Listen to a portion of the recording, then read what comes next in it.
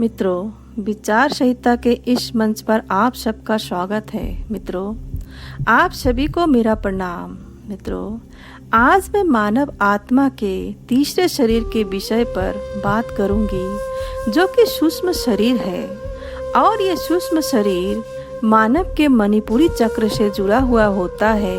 मित्रों, मानव शरीर के अंदर की ओर यात्रा करते हुए, भाव शरीर को पार करते हुए सूक्ष्म शरीर आता है। और इस शरीर में मानव का जो भाव उत्पन्न होता है वो है भक्ति योग। क्योंकि मित्रों, वह शरीर तरल होता है, जैसे कि पानी की आर पार दिखाई देना, प्रकाश या फिर उसकी आभा दिखाई देना। क्योंकि मित्रों, जब प्रकाश होता है वो अंधेरे में भी सब दिखता है, अथवा दूर कहीं पर अंधेरे में लाइट जलती है तो वहाँ का नज़ारा भी हमें मिल जाता है। मतलब कि सूक्ष्म शरीर के आर पार सब देखा जा सकता है। परंतु यहाँ पर भी मानव पूरी तरह से सचेत नहीं है, क्योंकि उसका जो तीसरा नेत्र है वो एक बार बंद होता है और एक बार खुलता है। मित्रों, जब कोई मानव सूक्ष्म शरीर में प्रवेश ले लेता है तो वो मानव सपनों में या फिर अपने ध्यान में अपने पिछले जन्म में जा सकता है।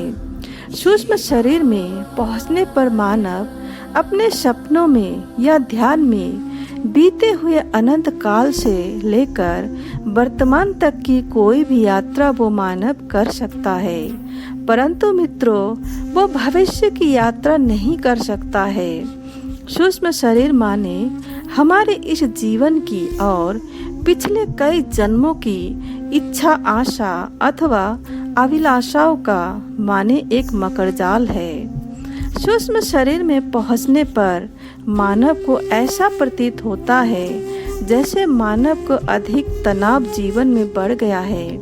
क्योंकि मित्रों, सत्य में तनाव इसलिए प्रतीत होता है क्योंकि सूक्ष्म शरीर में मानव कई जन्मों का एक साथ इच्छाएं और अभिलाषाओं को पूर्ण करना चाहता है। वो सजग हो जाता है, वो जागरूक हो जाता है, क्योंकि वो एक ही जगह पे बैठे बैठे कई जन्मों का आकलन वो कर सकता है।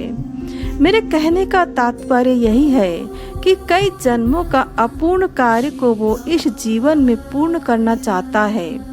परंतु मित्रों, इसमें मानव को चिंता करने की कोई आवश्यकता नहीं है। जरा सा सचेत होकर मानव अगर खुद को स्वीकार ले, सही और गलत को पहचान ले, पिछले कई जन्म की इच्छाएं छोड़कर ज्यादा अति की तरफ ना देखकर आत्म मंथन की ओर बढ़ जाए, तो फिर इच्छा करने के लिए कुछ बचता ही नहीं है। इस सूक्ष्म शरीर को पार करने के बाद मानव अपने चौथे शरीर में प्रवेश ले सकता है, जो कि मानव की मानस शरीर है। प्रणाम मित्रों।